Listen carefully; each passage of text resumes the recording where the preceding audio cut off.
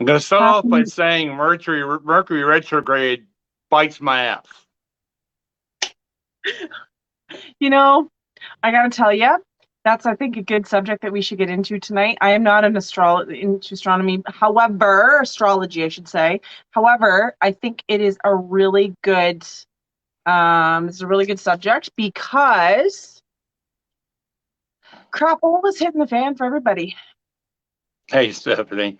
Yeah, I mean, I was Yeah. okay. The day was great. The day was rolling by real well. Had a little time with the grandbaby today.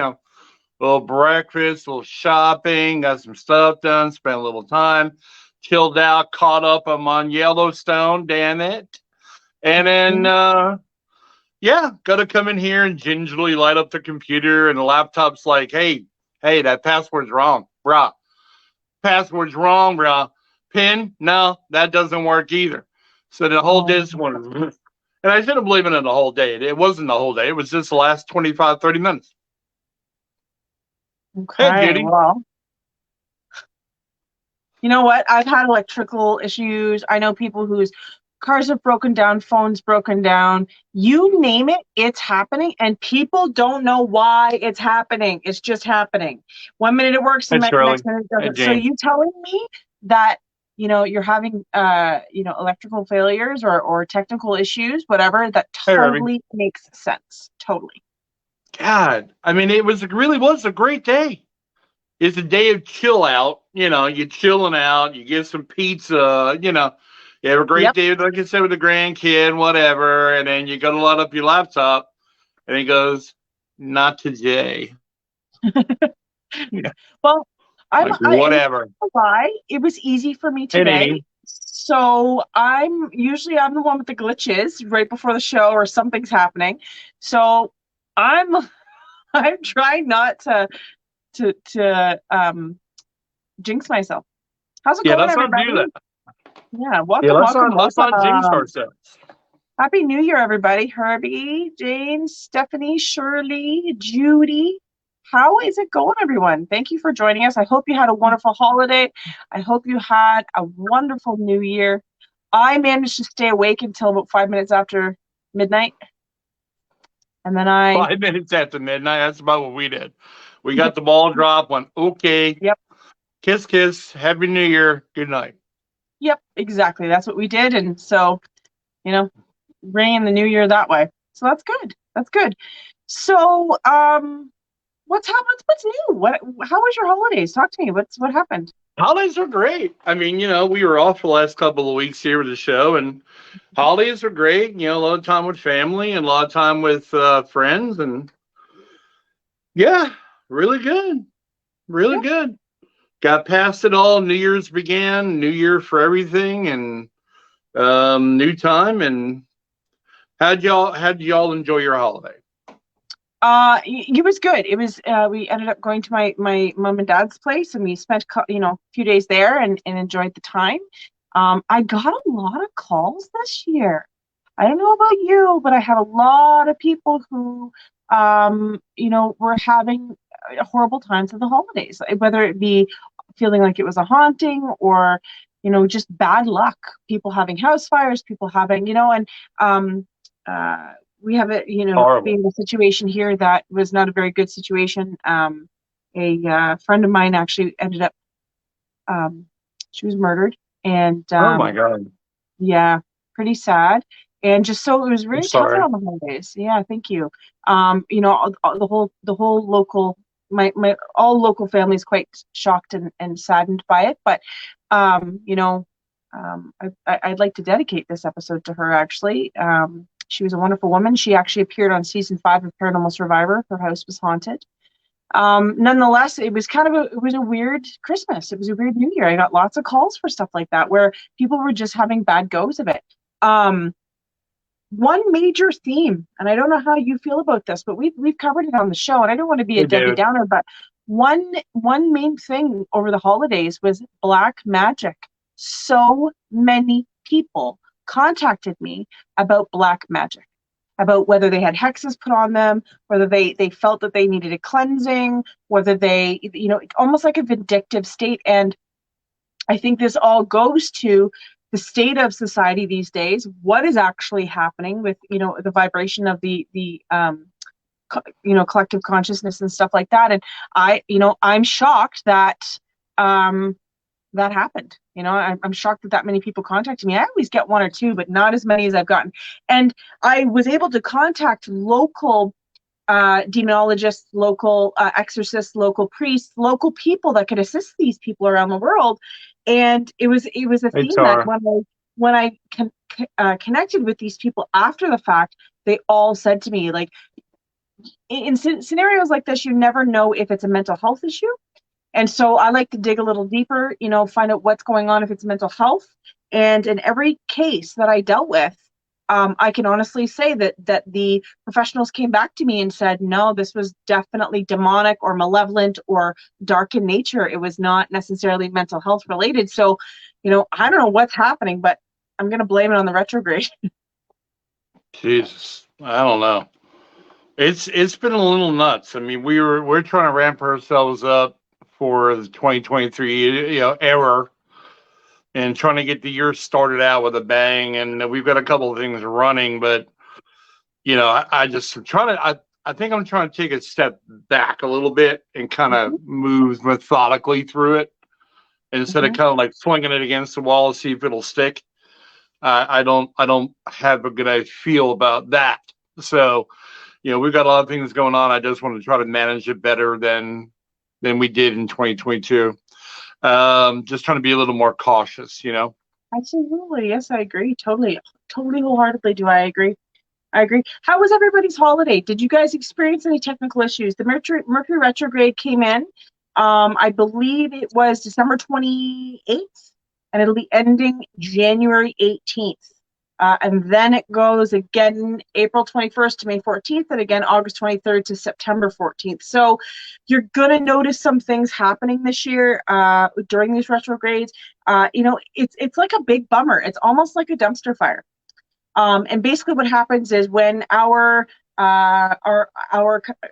planets pass their orbit and there's a whole backwards thing that happens. I'm not into this. I'm not a professional at this, or I don't know a lot about it, but I am learning. And basically what happens is it as we pass, we get closest to that planet, and as far as I know, that's when stuff hits the fan.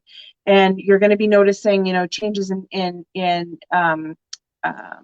financial, could be financial issues, could be technical issues, could be health issues, there's a whole bunch of things that could be affected. You're going to be overly frustrated. Your patience are going to run thin, and so on. And not only is it with you, but you're going to notice it with everybody else. So please, give yourself a little bit more leeway, a little bit more patience, because it could be the Mercury retrograde. And there's all sorts of, every planet has a retrograde, but the Mercury one seems to be that dumpster fire. That's great. Yeah, it can go away now all at once. Well, I think this really has along with the collective consciousness, along with how this affects us on a personal basis, it affects the majority of the collective consciousness, which means that everybody, if you're not having a bad day, you start to feed that energy field, you start to feed off of other people's bad days, and you start to take on their energy anyway. So it's important to try to keep your vibration high. It's important to try and keep yourself happy and satisfied, so that you're not, losing that vibration and you're creating a lower feeling for yourself. Yeah, it is just one thing after another, and it just it's not cool. Another thing I wanted to bring up that seems to be a common theme around the holidays, and it's not a very happy theme, but a lot of loved ones pass away during the holidays, or very close before or closely after. And there's no coincidence in that. Richard and I kind of touched base on it before, but there really is no coincidence on that. Sometimes there's different reasons for it. Sometimes it's for the purpose of, they try to stay as long as they can to try and keep that holiday, going with the family, and then they just can't hold it anymore. and sometimes, it's actually planned on the other side that this is, they're wanting you to remember the happy times of the holidays rather than the death of that loved one. So there's so many different reasons, but I got a lot of phone calls for that as well, where a lot of people were very upset that their loved one who had been fighting for so long ended up not being able to make it. So, my condolences to all of those who lost loved ones at any time of the year, but let alone the holidays. It makes it quite hard. Yeah, it is. There's been a lot of loss. I've heard of a lot of loss, and the holiday is already tough enough as it is for a lot of people. Yeah, and then you gotta throw in again, of course, Mercury retrograde, and then you gotta. It's tough. I mean, this is the time of year when the suicide rate is the highest, or was. And there's not a lot of great things about this time of year. The people love it. Yeah, it's great for the 2 through 16-year-old. It's great. But it's kind of nuts. I mean, it's got me going out. I just bought, and I'm gonna buy one for myself. I just bought Lori a black tourmaline talisman, and I'm gonna have her wear that with a smoky quartz and a Super 7 stone. She'll come out of there weighing more than she started with, I'm sure. But it's all stones. But it's just you got to go that direction and protect yourself. We had a really great time. Out here with what I call the guy, the crystal guru.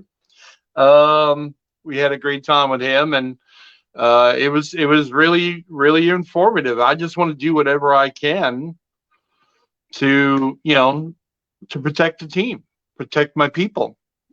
No, I think you're doing the absolute right thing. I think you're doing the right thing. I think it's important. People don't realize that after you leave the investigation doesn't necessarily leave you. And it's so important to keep yourself protected. Yeah. Yeah, kind of nuts. It's you go for a lot of people. If you don't have any kind of belief or confidence in the stones, I get that.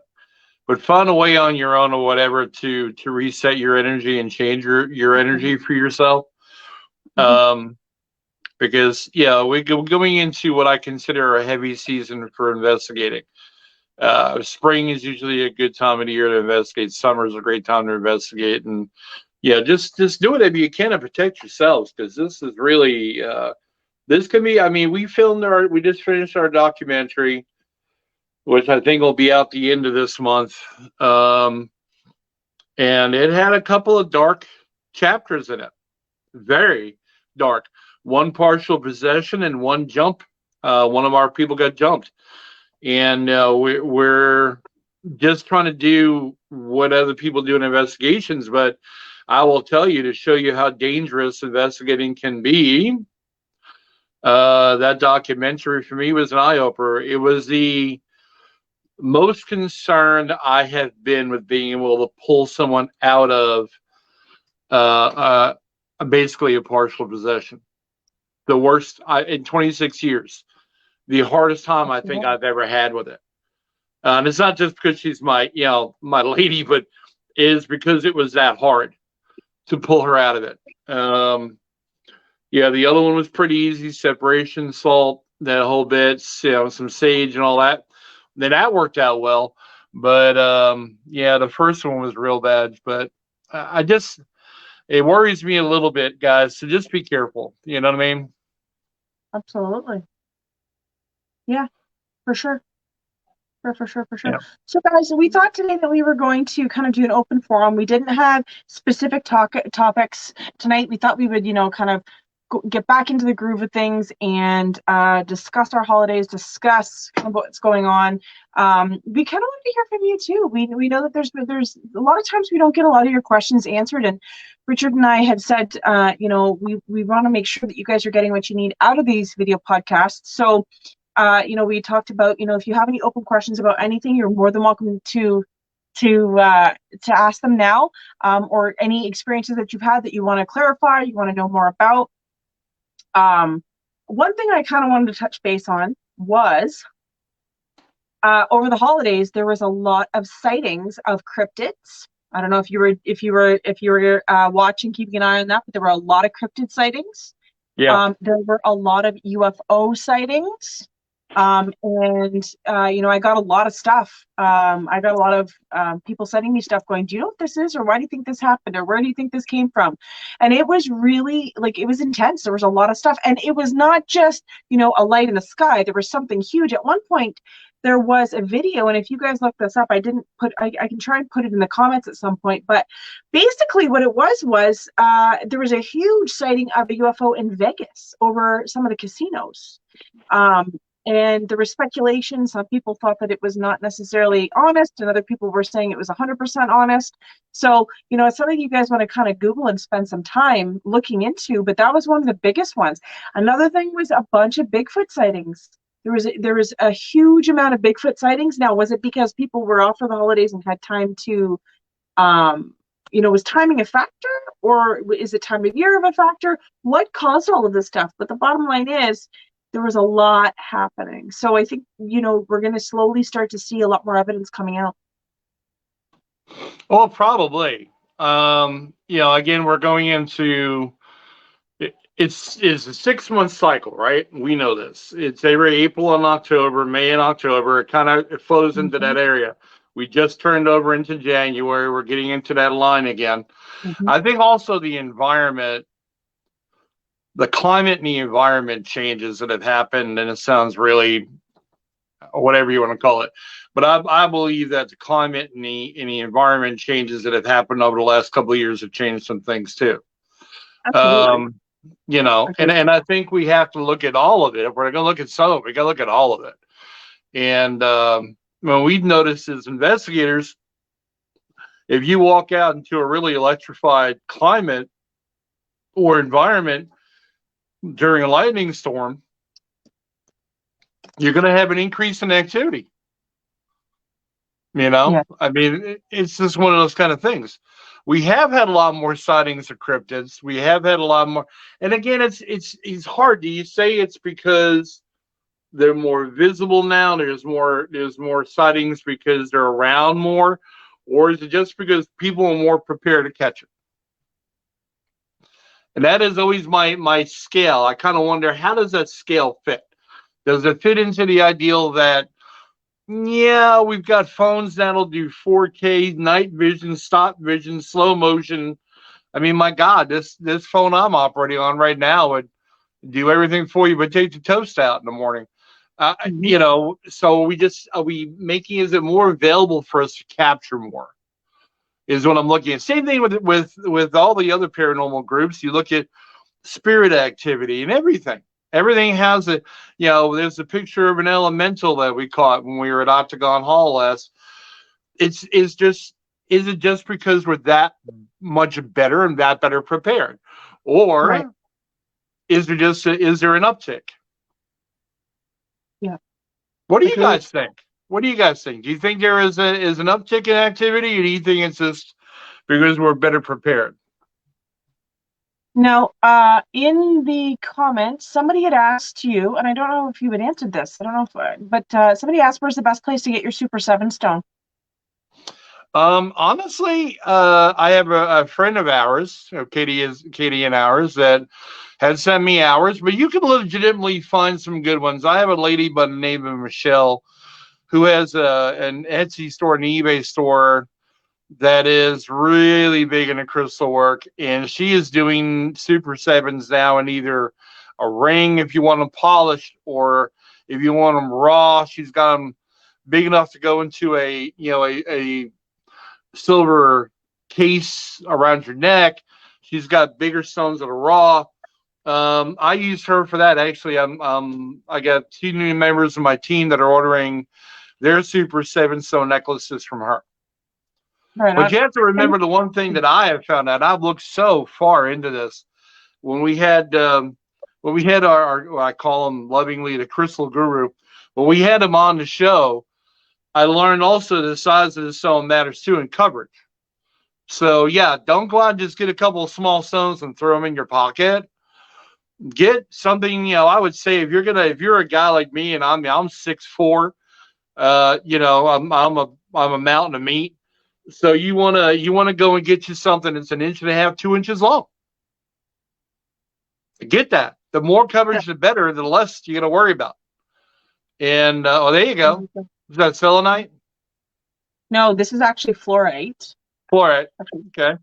But it's very similar to Super 7 in the sense that it looks similar. It's different: blue, green, purple, clear, pink, all that stuff. Now the thing is with the Super 7, again, I learned so much having them on. The Super 7 is not really a protection stone. Okay. It kind of, yeah, it works with different energies. You want protection. If you didn't watch the show, first of all, shame on you. You should have. It was a great show. Go back and take a look at it on my page. But I will tell you now, as an investigator, you want to get yourself black tourmaline. You want it to be anywhere from an inch and a half, maybe 2 inches long. Like I said, I was able to get mine in the shape of a talisman. There you go. There's some raw black tourmaline right there. Locally sourced. I actually sourced this. Yep, black Tektite. If you can find it, it's a little bit rarer to get. And a Tektite is extraterrestrial in its origin. That's what a Tektite is. Tektite is not of this world. Yeah. Yeah. So then you got so you got that to ward off negative energy. But again, another thing I found very important and learned in that lesson was get yourself some clear quartz, or if anything, smoky quartz is all right too. Keep that on your person, a big old rock. Mm-hmm. That is an absorber of energy. Mm-hmm. And because again, our job here is to make sure when you do this, you do it safely. You do it not by the letter of our lore, but there you go. Wow. But you do it to what makes sense. And if your job is to protect yourself and your team, which I hope to God it would be, I would go ahead and do get yourself a black tourmaline piece, an inch and a half, 2 inches long. Get it in a necklace. I got one for Lori that's an inch and a half, 2 inches long. Mm-hmm. Built like a talisman. And it's more than enough to cover her. She wears it. I'm going to get her a smoky quartz or a clear quartz stone. Then she's got Super 7. I don't know what else to have her go out in the field with from there. Here's a smoky quartz. This is smoky quartz. Yep. Okay. I encourage. There's a couple things. Now, somebody had mentioned in the chat room that they purchased. Becky Evans said, "I just bought an elite shungite pendant that has done wonders to protect my energy," which is awesome. That's amazing. So shungite looks like this. This is a piece of shungite, and what it does is it's very light. It's very dense. But basically, what it does is it helps to repel electromagnetic fields. So it's really good for, say you have Bluetooth headphones on, or you have something that has EMF. This will cancel out your EMF. So that's really good. It does protect your energy. As far as other protection, if you don't have, you can use snowflake obsidian. That's really good at repelling negative energy. Tourmaline not only repels it, but it kind of sends it back to the person or the entity or the energy that is sending it to you. Snowflake obsidian kind of stops it like a wall. I would say I would get if I was going into an investigation, rose quartz is really good for keeping you grounded. I would keep that. Citrine, another one, really good. Citrine keeps you calm. And again, like you said, Richard, smoky quartz. Smoky quartz is really good for keeping you thinking. So if you're getting panicking, if you're in the dark and you're worried about something, or you're afraid about you're being alone or whatever, smoky quartz kind of keeps your level of focus and it keeps you thinking in the right direction. So those are what I use. But my biggest right here, I enjoy using selenite. Right here. This is a self-charging, all-in-one, good stone. Obviously, it comes in various forms, various lengths, and various sizes. But I would go ahead and use something like this, okay, and keep it with you at all times, because what it does is it starts to, it helps to cleanse and keep everything clean and simple, and that's what you want. Now, I will tell you guys, I've looked a lot into this now. I mean, the education I got on here was incredible. The selenite, I'm going to eBay for it. I mean, there are long, what I call long shards. Mm-hmm. They're, literally a foot long, and there's piles of them that you can get. And I would tell you, I would get as much as you can, surround your bedroom with it, take it with you when you go to an investigation, Exactly. or what have you. This is a selenite lamp. I actually keep it on. That's a selenite lamp. And it helps to deionise ions as well and bring in positive energy. Hey, Sally, good to see you. Mario, good to see you. Yeah, so I mean, we went off on the topic of crystals a little bit, but I want to tell you that I went from being a guy who was not crystal woke to being very woke, and charging as far and as fast ahead as I can now. Katie's been beating my brains in about crystals for 3 years. Yeah. You bring one guru in, you bring one guru, and your mind is blown. Guru in, and I'm sold. He just had the right, hey, look, here's the thing kind of thing. And but I should have been listening to my dear friend here for the last 3 years. And I did actually. I mean, I got to Super 7 Stone. That was about a year ago. Mm-hmm. But man, we're just collecting stones. We're just trading crystals. We're trying to do whatever we can. I got a new warehouse load of sage, Palo Santo. Yeah, I'm ready for 2023, man. Right. Okay, I don't know. Can you pull up comments? I don't know if you can. You're having technical issues. Yeah. What are you looking for? Well, there's a couple of sorry guys, if you see me looking down, that's what I'm doing. I'm looking at the comments here, and I know you're in the zone, Richard, so I don't want to interrupt you, but there's been a couple people who have said a few things. Becky Evans said people are more open to now to catch them. I think that when we were talking about seeing cryptids and stuff like that. Bobby Dizzle Podcast Network said, I think the fact that our phones are digital electronic hurts our evidence, to be honest. So that's a good concept.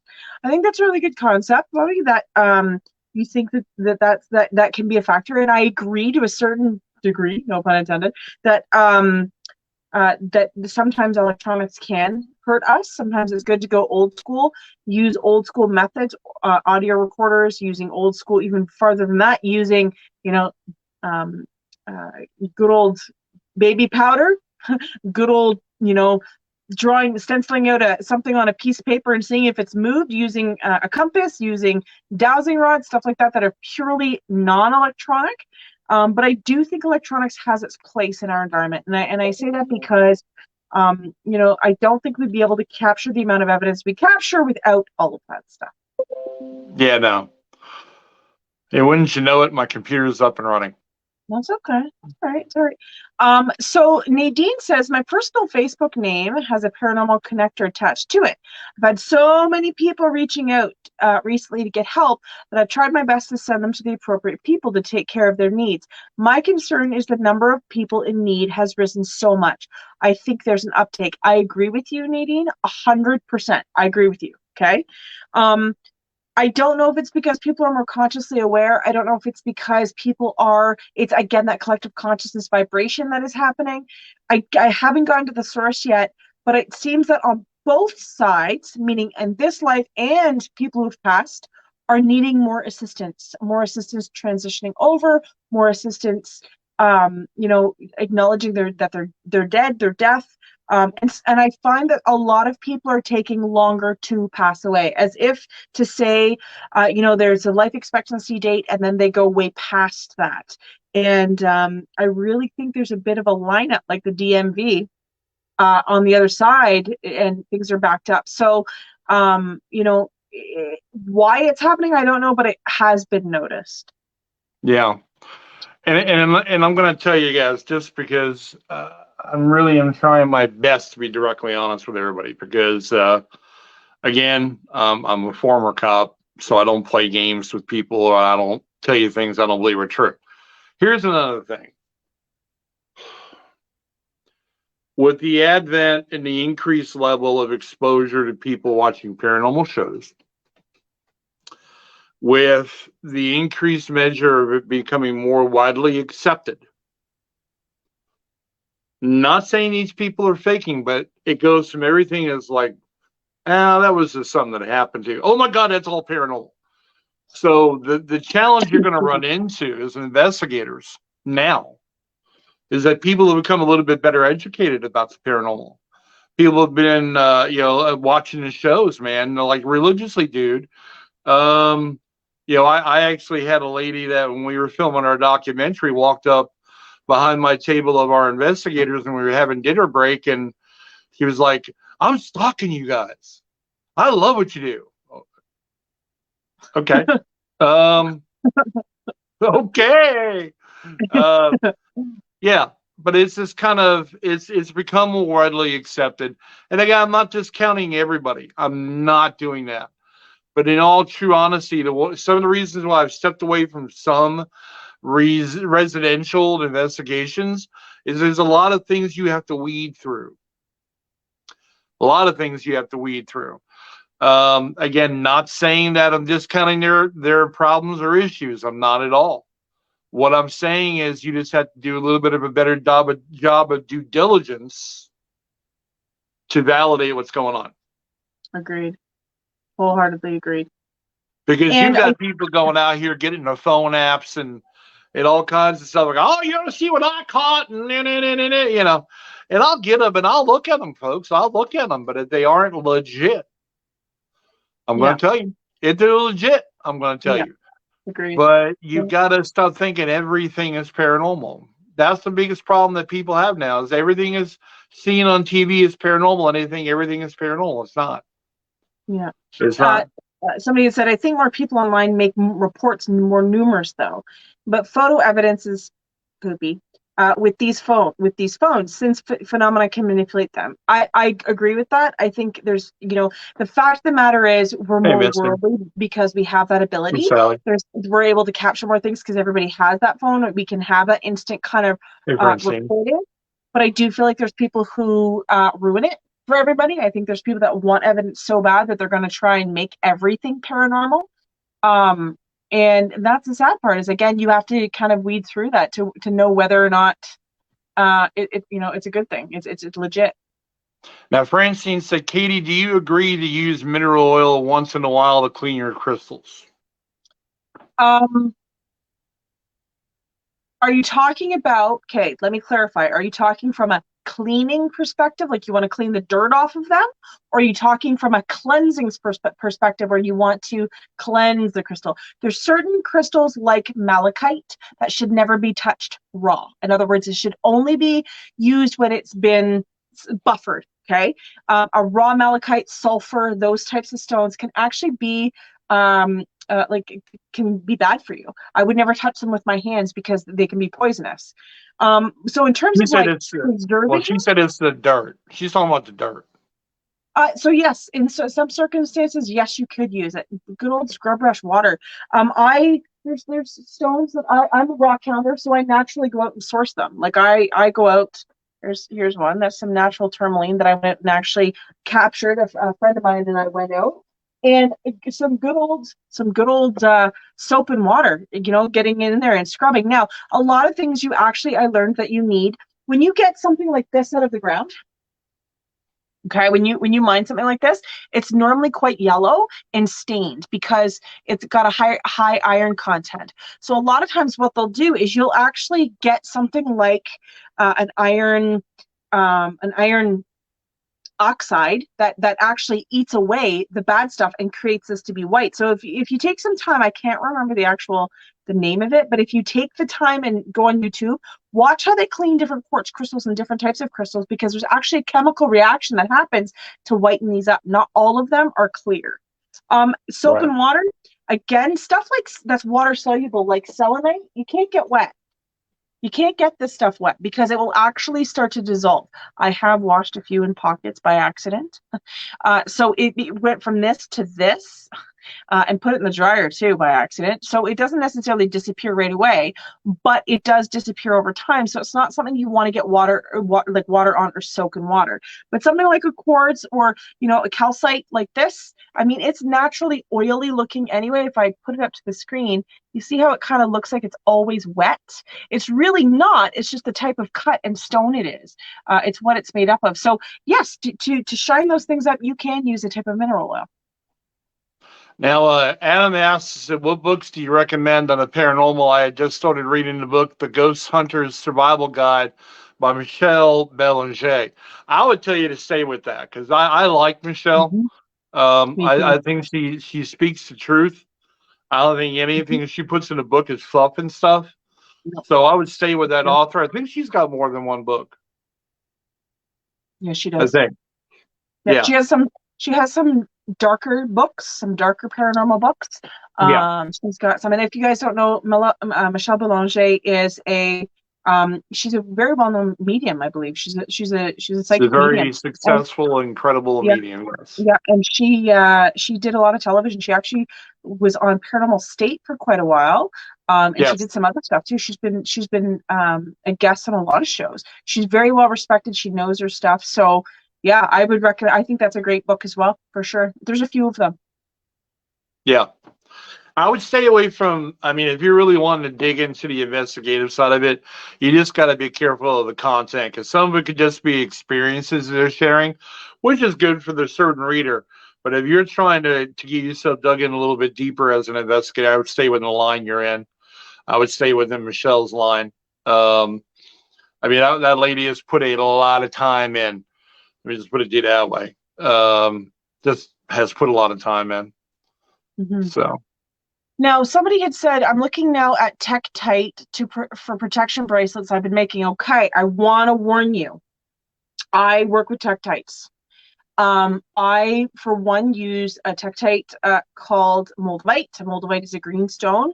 I can't really, here, I can show it to you here. This is one green stone. Whoop, try and get it off clear. Okay, so that is a Tektite, okay?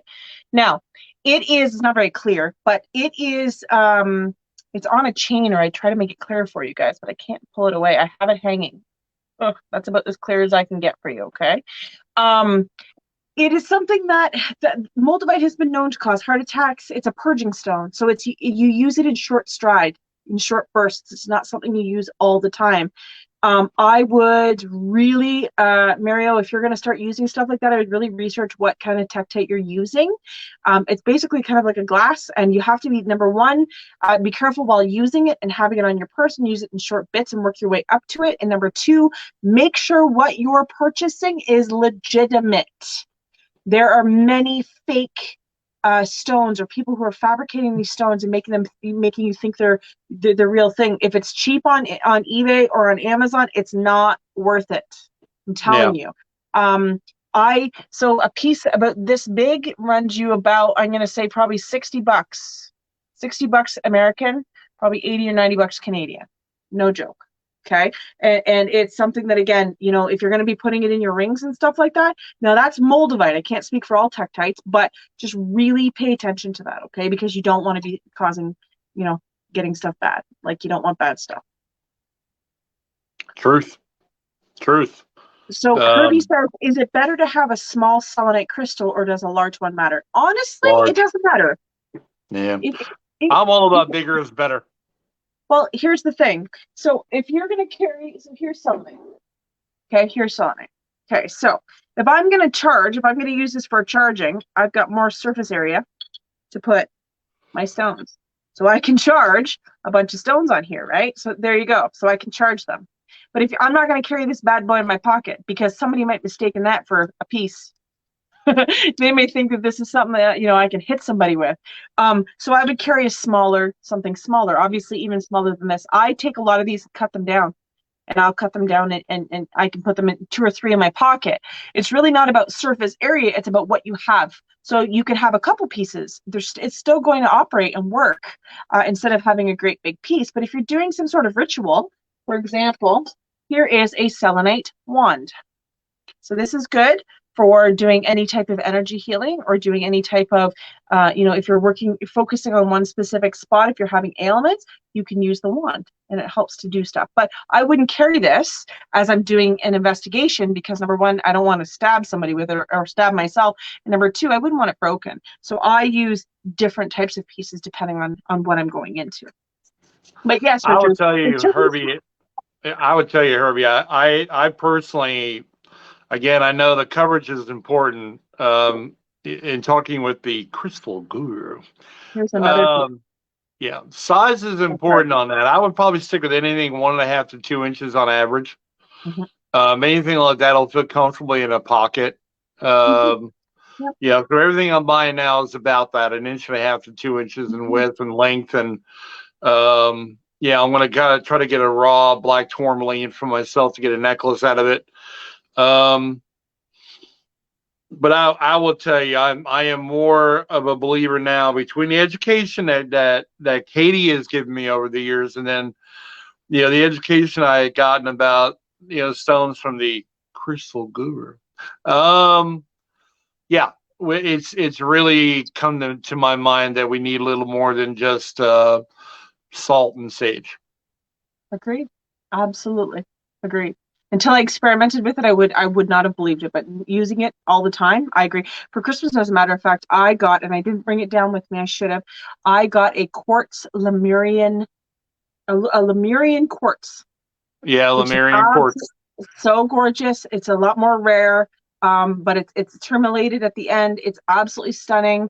And I did some meditations with it, and it's like it's the vibration is so high. It actually was giving me heart palpitations. It was so cool. So, it's not very big. It's only about this big, but I'll show it to you the next episode. But it was spectacular. I love it. Um, Yeah, and Stephanie says, "Get the salt, Dean Winchester." So, yes, I'm a Dean fan. There, Steph. I'm a Dean fan, baby. I'm with you. Salt. Salt is so important. We neglect that. That is a mineral. That is something that is used for cleansing. That is something that is used for getting rid of negative energies or keeping negative entities at bay. So, don't write that off. I think that's important stuff that you put that in the comments because it is true. Salt does have its place. It doesn't yeah. work for everything, but it's good. Look behind Katie. Look behind Katie, guys. Look behind that woman. She has the entire salt flats on the back of her, yeah, on the back of her pedestal. And that's just Um, what you can see. We're not talking about in every room of my house. Like, this was given to me as a gift. This is one of my salt lamp. It's a oh, nightlight. plugins. That's cool. I have it in my bathroom too. Yep. Yeah. Very cool. Yeah, I would like to look at getting a couple of those, just kind of get them plugged in areas that instead of using big lamps, because I don't really have like huge nightstands and stuff to be able to put them on. I'd like to be able to get something like that myself. That would be cool. See, Guys, I wanted to bring up another subject. Christmas is now over, and the season of giving is now over, and um, yeah, I would tell you, I want to talk about, do you or don't you buy new equipment?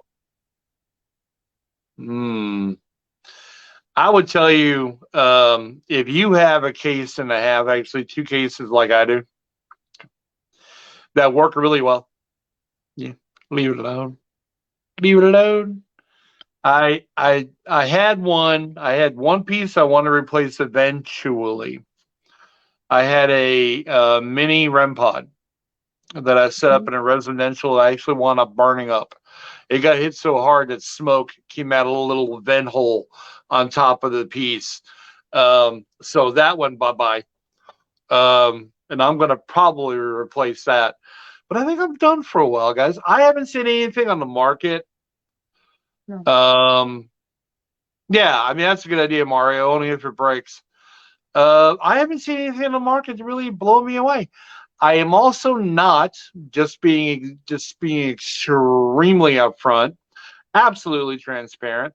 I am not a guy who's going to want to go drop $500 in a piece of equipment. I am a cheap ass.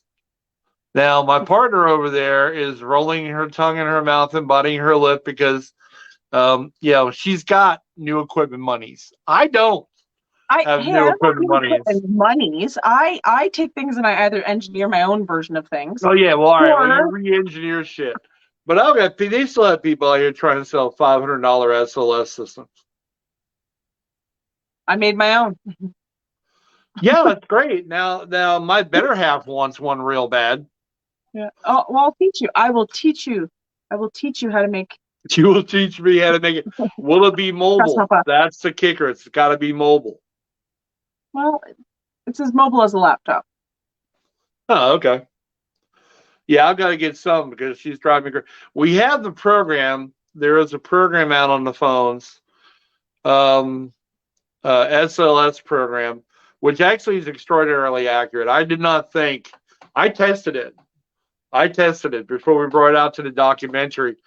We have it on two different phones for the team, and it's recordable for, I think it's $2.99 a month to record it, whatever you capture. It has like 3 or 4 different skins. The thermal camera, which actually works. It senses differences in temperature. It's got an IR filter, which is weird, but actually works. And then it's got the standard filter. Now, I did test it. I put somebody standing in the middle of the doorway, and then it showed them mapped out. I then moved them out of the way, and I pointed it towards a wall.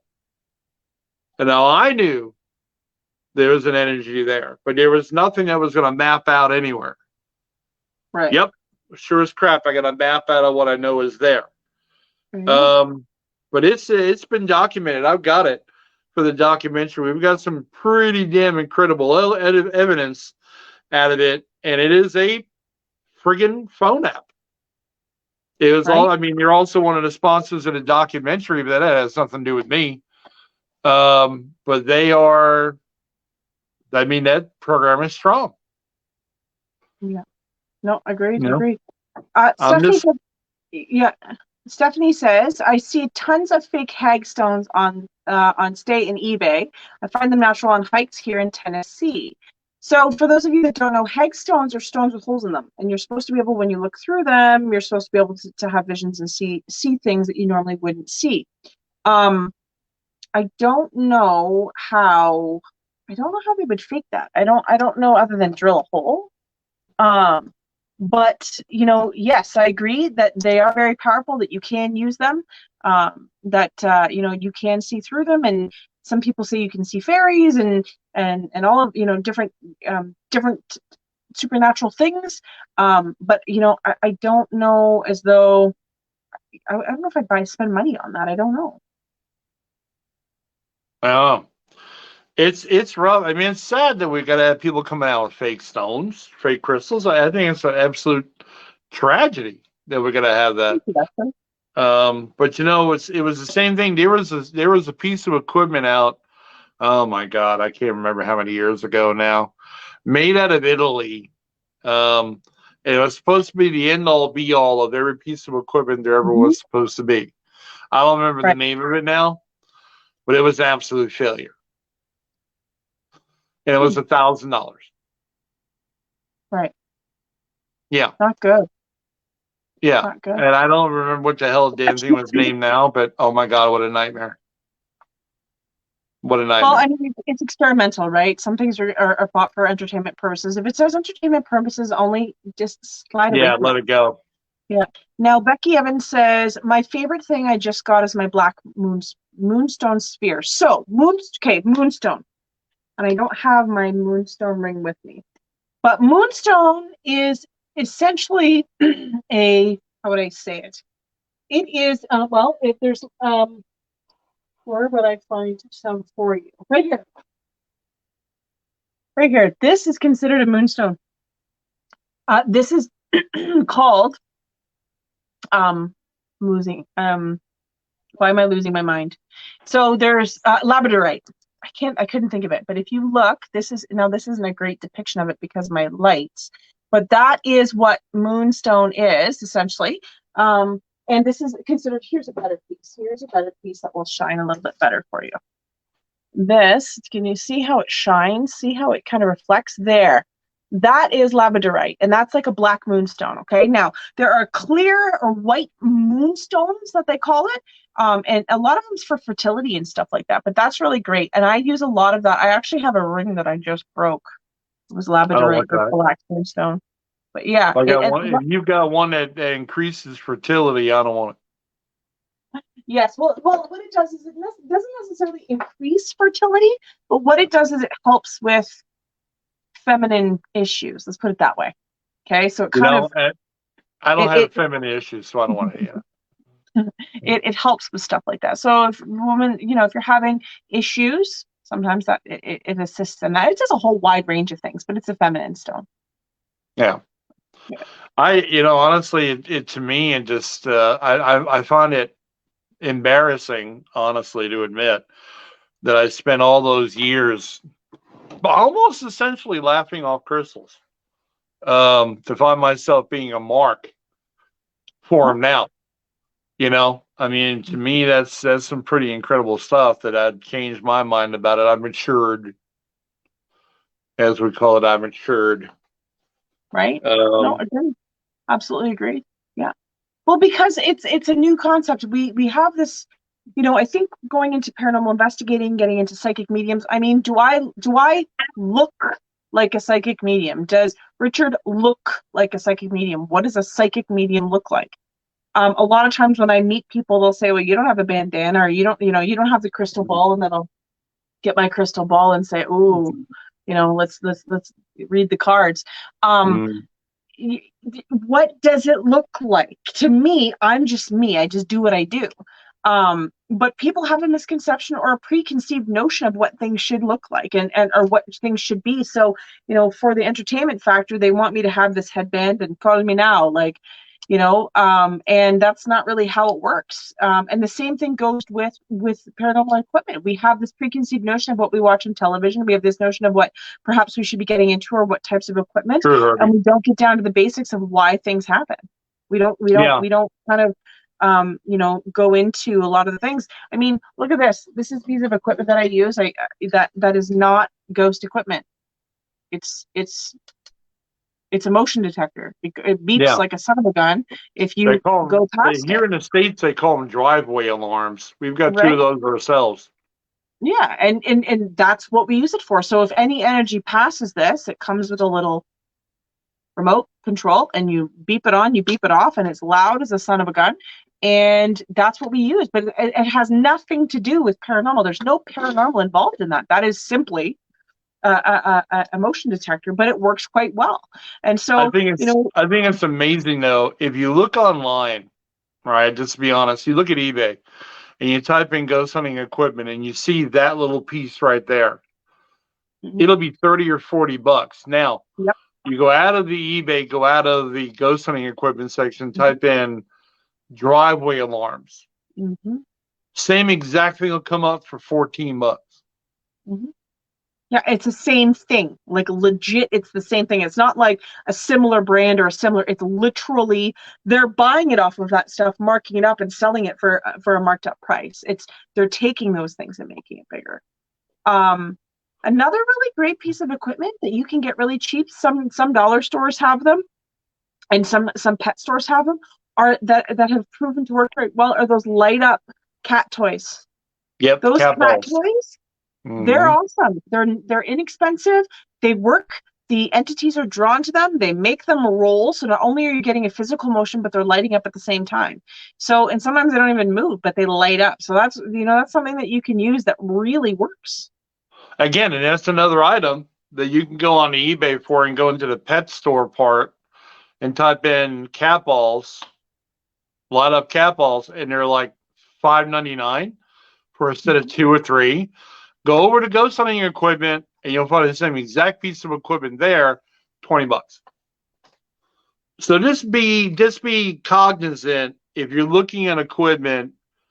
Just be cognizant if there isn't a more generic path. Agreed. Sometimes going around specialized is a problem. Yes. And I know, Mario, you said using a baby monitor. The only challenge I run into is that they operate off of a lot of different local frequencies. And they have a habit of being picked up by several radios and stuff around the area. It just depends, I guess, what area you're in, but it's a good idea, though. Great. Absolutely. Wow, we've already blown through an hour already almost. Holy crap. Busy. So, guys, do you have any questions? Sorry, Richard. I was just going to say, if you guys have any questions, again, this is an open forum tonight. We're not getting into like one specific subject. We kind of opened the floor for you guys. So ask your questions if there's anything you want to know. open forum, anything, let us know. We'll try and answer it for you. Well, Herbie just said Five Below has a lot of stuff you can use too. That's the store here in the States. When Stephanie said, I've heard weird stuff on baby monitors in my healthcare career. I bet. But guys, what do you guys have planned? We always talk about what we got coming up. What do you guys have planned? You guys have any investigations planned soon? Yeah. All right, so Tara asked, how much should a real Super 7 stone cost? That's going to range. That really, and it depends if it's Canadian or American. It depends on how big it is. It depends. It's not an over expensive stone. To me, it's not something that's overly expensive. You know, I would not tend to spend more than $20 or $30, really. But again, it depends on the size of the stone. Depends on if it's American, Canadian, all of that stuff. Yeah, I mean, it really does. It's unfortunate. And Nadine in the chat room just put up a link for those driveway alarm sensors that Katie brought up, and it's really a good thing to have for motion sensors. They're inexpensive and they do a really good job. And again, just don't go look up under ghost hunting because you'll pay 3 times more than you need to. You have 9 different prices. It'll be crazy. It's the same with audio recorders. You can use your cell phone if you have it, or if you want to purchase a separate audio recorder.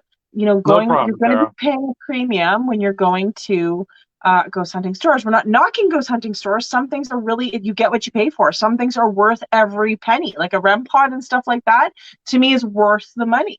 But you know, certain other pieces of equipment like flashlights and stuff like that, they're basic flashlights. We have a store in Canada called Canadian Tire. No, you guys don't have it in the store, but it would be very similar to your auto parts. I think it's called Auto Parts store.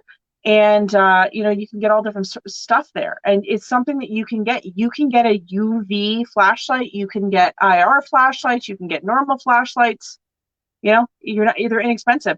My FLIR, as you call it, FLIR system, I bought there. I did not purchase it at a ghost hunting store. A lot of my equipment I didn't. I outsourced it and was able to find it much cheaper. Now it was about $400, but it was worth it. It was much worth it, and it was much cheaper than what I would pay if it was on a ghost hunting site. So Mario asked Katie, how did you extend your REM pod's range? I don't have it with me. What I did was I actually took the normal antenna, so you know, like a radio antenna. I actually took that off. I used a very high conductive wire, actually soldering wire. So I looked at the alloy of it. It was copper. There was a little bit of lead. There was nickel in it, but it was very high in conductivity. And I actually twisted it and made it bigger, and was able to make it so that I can bend it in different shapes. If I wanted to be a square, if I wanted to go to the left, if I wanted it to go to the right, I could make it do that, and it wouldn't necessarily break it. But I band it together. I wish I had it local. I'd show it to you. I'll bring it for the next episode. But basically, I was able to use it and bend it, manipulate it to the way I wanted it, so that I could make it more sensitive. And it worked. I experimented time and time again.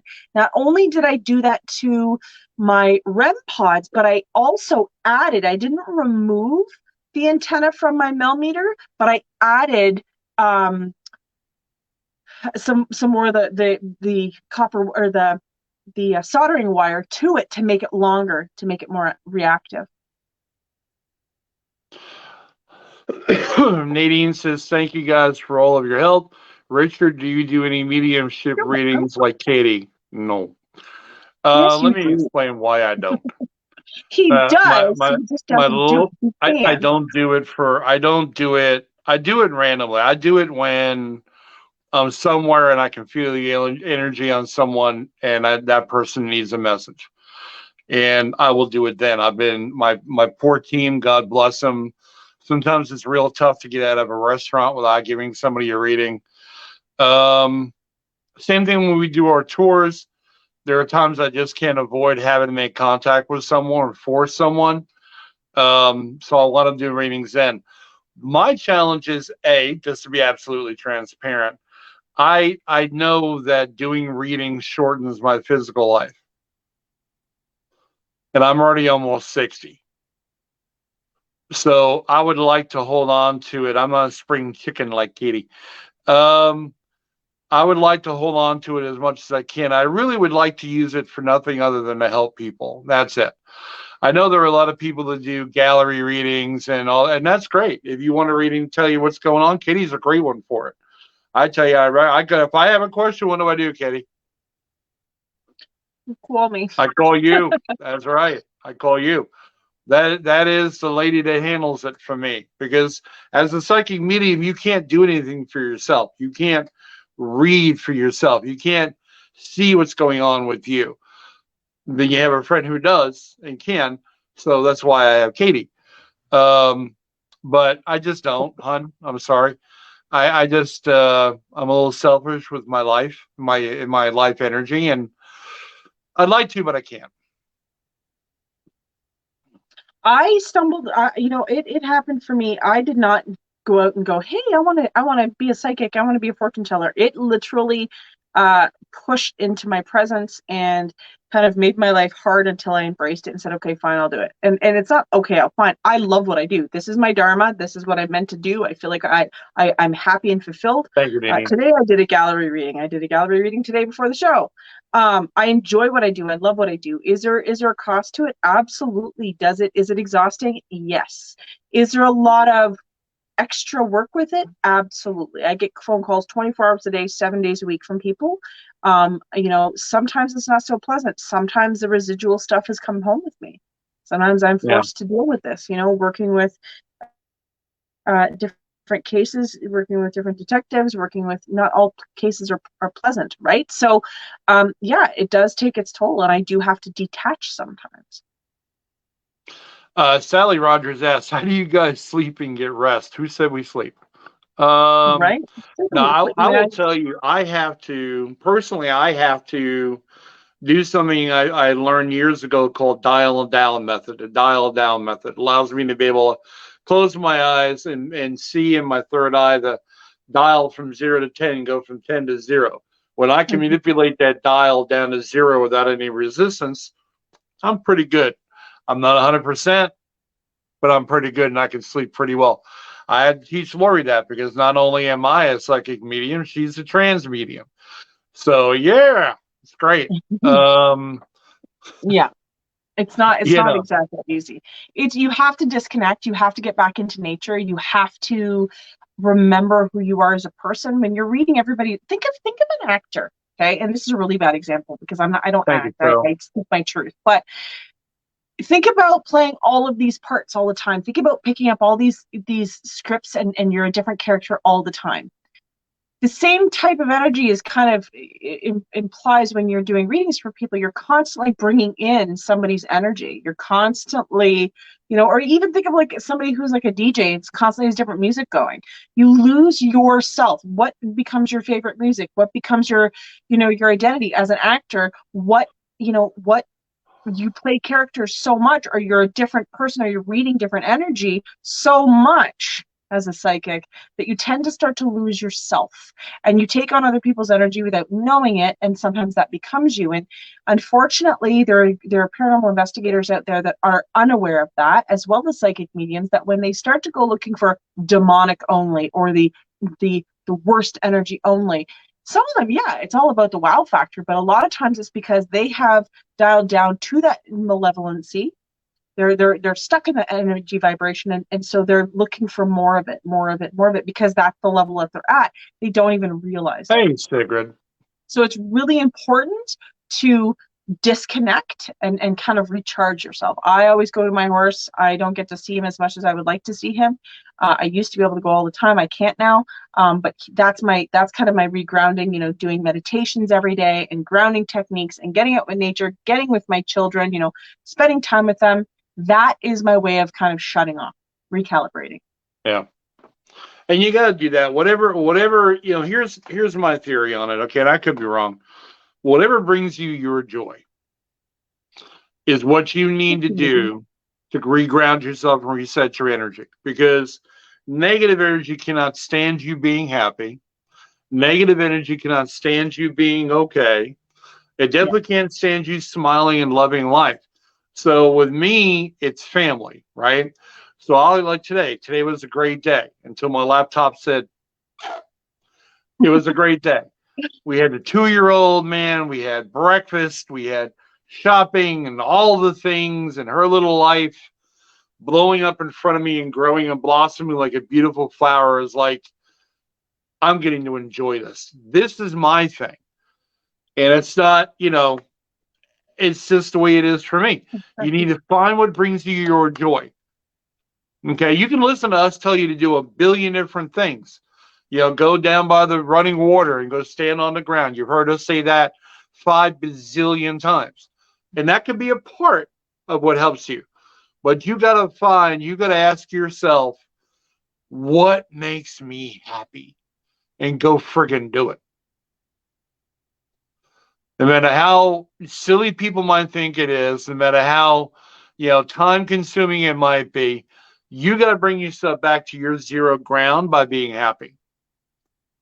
Mm-hmm. And I'm telling you, it's different for everybody sometimes. It really is. Mm-hmm. Agreed. Yeah. So thank you, Rebecca. I appreciate it very much. Ashley, how are you? Yeah, it's just, guys, I don't think we as investigators, I think everyone starts out with the ideal of, oh my God, I got to investigate every weekend. No, you don't. We all do that. Yeah, we all do. We all do. Trust me, I did. I was at a point where I was investigating twice a week. Twice a week. Yeah, yeah. And then I went, what the hell am I doing? And I pumped the brakes on it, came out. I've taken year-long plus sabbaticals from the paranormal. Mm-hmm. You have to sometimes. You got to. You've got to get yourself out of it. Once in a while, you got to step away. Do what's best for your mental health. Do what's best for yourself. Because, and I'm not trying to get preachy, guys. I'm not. And you'll not hear me get too preachy at all. But I'm here to tell you, if you dive into it too much, it's going to impact your family. It's going to impact the time you have with them. It's going to impact what you do with them while you're with them. And you don't want to lose any of that. Because at the end of the day, the spirits are still going to be there. But you need to make sure your family is. So again, if you don't have a person involved in the paranormal in your life, that's fine. So take your time to do the paranormal and kind of share that with them doing something they want. Now, I'm not trying to give relationship advice. I'm just saying, as a guy who dove into it, nose first, head dived into it, you need to make sure you take care of yourself around you, not just with yourself in the paranormal. There's yeah. I explain it like light. I look at it like light. A light bulb only has life expectancy of so long, and it can only give off so much light. And as the light bulb starts to burn out, it starts to get less bright, and it burns out faster and faster and faster. And pretty soon, it doesn't work anymore. It doesn't matter how pretty it looks from the outside or how complete it looks. It may not be a broken bulb, but it still is not functional from the inside. That's what it's like when you're sourcing out your energy. You only have so much energy or so much light left. And so, Richard has talked about, he doesn't do readings, and I pay for it. I definitely pay for it. I'm somebody who has had to take a step back. Now, both Richard and I are at a point in our career where it's not about proving paranormal exists. It's not about getting the wow factor. It's simply about helping people. And so there's somewhat of an obligation to help people. And this is where I have a really hard time, unless I physically remove myself from my work. I have a hard time not picking up the phone because I feel like somebody potentially needs help. And so I feel not obligated, but I feel like I have to do my due diligence to assist these people. And, whether it be a paranormal question or somebody's afraid for their child or, mental health issues. I mean, I had to contact, law this weekend because somebody was having mental health issues, and it was not paranormal, it was mental health. And so, unfortunately, there's due diligence that has to be paid in order to continue. And that's where it gets Yeah. daunting sometimes. Yeah, and it's not like we don't want to help. That's kind of what Katie was talking about up there. We do want to help, and sometimes that is to our own detriment. Now, this young lady here to my left has taken a pretty physical toll on herself. Okay, the price that she's saying she has paid all those times that you've seen Katie miss a show because she was sick as a dog. All those times you saw Katie and heard Katie was in the hospital. All those times are because she's giving away her life energy. She's lowered her bridge, her barrier. And that's all in the absolute nothing else but to try to help people.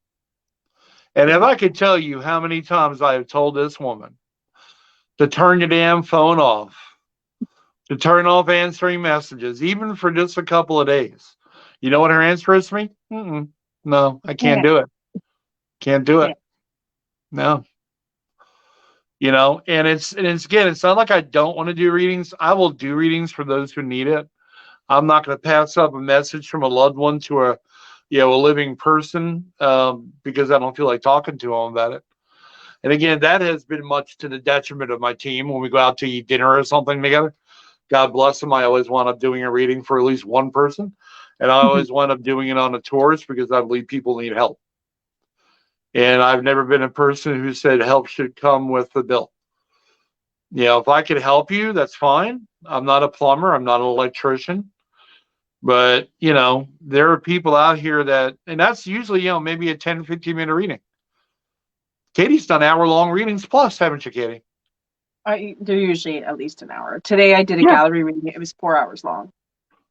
Now, one of these days, I'm going to tell you, I'm going to get to a point where I can figure out the yield expenditure of your life energy on each 1 hour reading. I'm going to get there. And I'm going to throw it at you like an arrow. But again, she is the kind of person that loves to take care of people and likes to make sure everybody's happy. Okay, and she'd be the first one to apologize because she's Canadian. Yes, I'm sorry. And see, there you go. I'm sorry that I apologize. I'm sorry. Sorry you apologize. Sorry.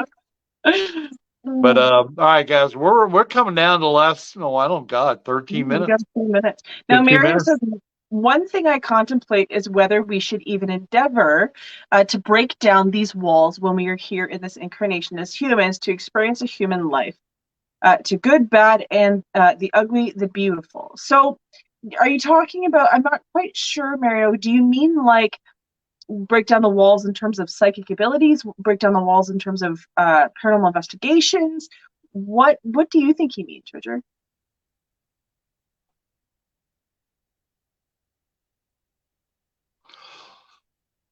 Honestly, in my eyes, to answer that question, it depends on how deep into the Bible you are.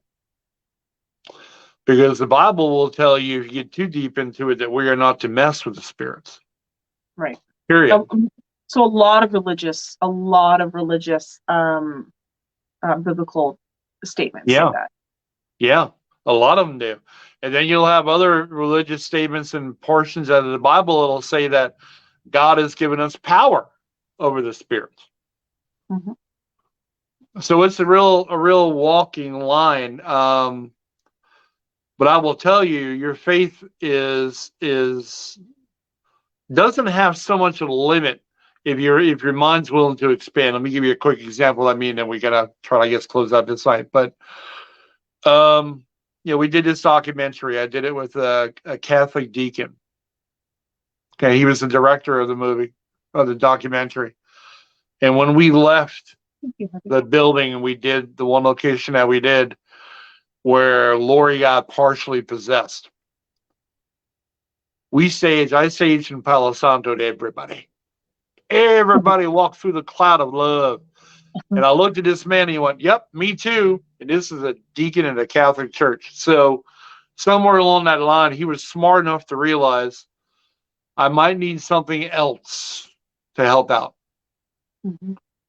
Because it's a real scary feeling. Right. To see what he saw and what we filmed ooh, I can't wait for it to come out. But it's just kind of one of those things where you will be, the paranormal will shock you. The paranormal will shock you. It'll put you in your place real quick if you don't understand it. Real Agreed. quick. Yeah. Ward Vindoplas said, "Can I tell something I have at sleep? Is something paranormal?" Yeah, sure. Go ahead, Ward. Put it up there. Yeah, absolutely. Bring it up. Now, Mario had said quickly, I just wonder why all these walls are up to begin with, the paranormal investigation side. So I really think that, it's human curiosity. It's human curiosity that we want to find these things. I think it's the fact that not only are we able to communicate with them, but they want to communicate with us. They're making their presence known to us. And so the veil is thinning on both directions. What people don't understand is it's not us just reaching out. The veil is thinning in that respect too. And so that I've been told that the other side is trying to make it easier for us to communicate. Not only are we heightening our vibration, but they're lowering theirs in order to make it work. And so, I think it's meant to be. I think we're supposed to be communicating and understanding this stuff. I think not only does it come down to spiritual communication, but it comes to the law of attraction. It comes down to the vortex of energy. It comes down to healing, hands-on healing, energy healing, all of that stuff. All of it is all part of that universal consciousness, which we're a part of anyway. So, it's kind of like we're extending our antennas just that much further. I don't think it's a wall that we're not meant to cross. I think that we just for many years have not had the ability to hear, see, or feel it. Going back to it, again, that antenna of collective consciousness is awareness. We're aware of it more and more every day. I mean, different religions for many thousands of years have different types of sacrifices and their beliefs. We don't necessarily sacrifice, but we're still able to have the communication, or we're able to see the synchronicities and all of that stuff. So, it goes to show that to me, it's working on the other side too. Yeah. And I think that again, I think that we have to kind of get to a point and understand that these walls may be put up for our security. Okay, like there's a thing that I tried to explain to somebody one time when they sit here and said, "I never see any apparitions. I never see any shadow people." I don't.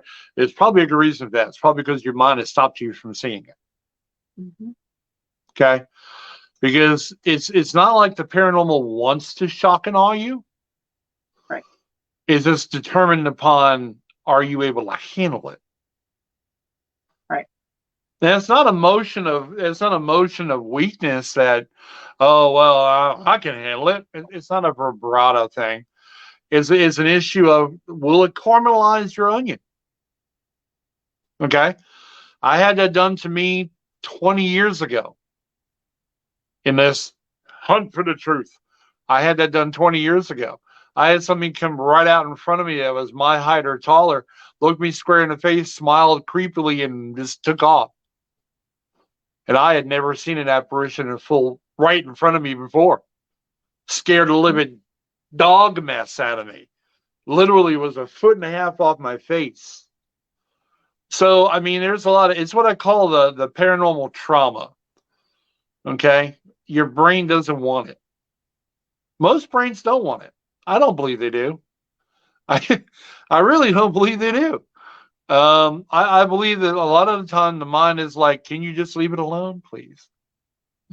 That kind of thing. And we just trudge on through it anyway for the hell of it. But yeah, we're coming at 10 minutes left in the show. I got to talk about things coming up. What do you have coming up? Work. Just work, and more work, right? Work. I have a couple of investigations that I've been asked to do, but I'm trying to find time to do it. It sounds horrible, but I'm just so, unless it's involves a child and or something I don't want to say demonic, but something where people are like, afraid to go home. I'm like trying to find places to put them, but I'm at work. That's crazy. Well, we have for the first time ever, we've ever been at an event. We have a building called Octagon Hall, which to me, in my nearly, well, over 25 years experience, I will tell you, I've never been in a building more active than this one, ever. Number one building. We have been giving unprecedented access to the building, the grounds, the buildings on the grounds, the cemetery, to an open to the public investigation happening March 11th. So Saturday, I want to March go. 11th, from 6 p.m. to 11:30 ish. People around us know it doesn't always end when it's supposed to end. Tickets are $60 a piece. The proceeds are going back to the hall to be able to maintain this beautiful building, built in 1847, survived both sides of the war. Just it is an incredible. I mean, there isn't a facet of the paranormal that has not been captured. Shadows, apparitions, full body apparitions walk right across the back of the grounds. EVPs, physical contact, disembodied voices. Yeah, just some really incredible stuff. And it's going to be open to the public. If you go on my page, you'll see where I've posted it a couple of times. Get yourself a ticket. Tickets have already started selling. We've already made a okay dent in the tickets already in just the last 3 days. But it is March 11th at 6 p.m. That is the Central Time, not Eastern, but 6 p.m. And it is going to be, yes, it is going to be somewhat guided for those that need help or those that want to learn. We're going to guide you. We're going to coach you. We're going to teach you. But if you are a experienced investigator that just wants to get to the grounds for the first time without paying a full price to be able to investigate it, this is an opportunity. But it is open to the public, and it is going to be incredible. To me, it's just, I can't wait. I have been to this place now 3 times, and I am so in love with it. It is amazing, amazing place. I've got pictures from there of a servant lady sitting between us in photo. Just sitting right between us, wanted to be in a picture, so she got in a picture. We've got pictures of elementals. We've got pictures of shadow people. We've got pictures of everything coming out of there. And EVPs are crazy. Mannequins move on their own. Oh, you have that's no a cool idea. ground. Oh, what do I love more than haunted dolls is haunted mannequins. These things, here's the deal. The one particular room was a regular bedroom in this place when it was built, right? But they turned it into a surgical room because of the Civil War when it used to be a hospital. So they put life-size mannequins there looking like a doctor or a nurse and a patient, and these sons of bitches will move on camera. On camera. So we're going to have the open to the public investigation on March 11th. If you have any questions, reach out to me. Are you going to, but by any chance, are you going to be doing a live video that we could potentially see bits and pieces of? Maybe. I think you should. I think you should. Maybe. I'm not sure. But I know that people coming are going to have a good time. I know that for a fact. So, Richard, one more time, drop the ticket link. Where can they get their tickets again? Just right here on my page, you'll see where it's been posted several times. Just click on the event and go. Seating is extraordinarily limited. I will not overflow this place with people. So if you want to go, huh? You want it to be about the investigation, not about a crowd. Right. Yeah. And we're not about the crowd. We're not about making a ton of money because, we're just going to take care of the building and the building's going to take care of us. So there we go. But yeah, it's already limited. We're already about 1/6 into the ticket sales already. Wow. It doesn't take long. And I mean, honestly, it's 5.5 hours for $60. That's not bad. Like, that's amazing. That's great. Not for that place. That's not bad. And it is going back to help the hall and keep it maintained and, keep the building up to where it is, where it deserves to be. But yeah, no, it's insane, crazy, active. as a madman. Cannot wait. I'm excited for you. One of these days, I'm going to get down there. One of these days, I mean, my God, woman, one of these days, you would really enjoy this trip down here in March. If they weren't so scared of COVID. Well, I have to be. I have to You too, be. I Sally. have to spend time. It's not like I haven't had COVID 3 times already. Yeah, after having it 3 times, I'd be a little concerned about it myself. You know, this last time I didn't even test. Didn't even bother. I was like, could have been a 4th. Didn't test. What was the sense? Right? The whole Mario says the whole Canadian cruise should come together. Would love that. Would love that, eh? We'll come down, eh? Get her down. Come down, eh? You'll enjoy the summertime weather. Yes. So it was a balmy, really mild day today, -24 when I woke up this morning. So it's -24 degrees Celsius. So that's pretty cold Fahrenheit. 68 degrees. No, you know what? Next time you complain about being cold, you think of Yeah, me. well, I don't want to hear about it now, I guess, you know. Well, we have about a month and a half of winter, and the rest of it goes right to spring, summer, fall. You poor thing. My condolences. Yeah, well, we'll try to get through it. You know. All right, guys, we're going to cut it out a little bit early. We appreciate you coming out tonight. We do. Please take care of each other. And if you have a subject matter you want to discuss, you have a topic, you have an investigator, you have somebody in mind that you would like to have on the show, you know what? Suggest it. DM us. Let us know if we can bring them on the show. If we can, you know, get you some answers. We'll do what we can do. Yep. Sounds good, guys. We'll talk to you later. We love you. See you later.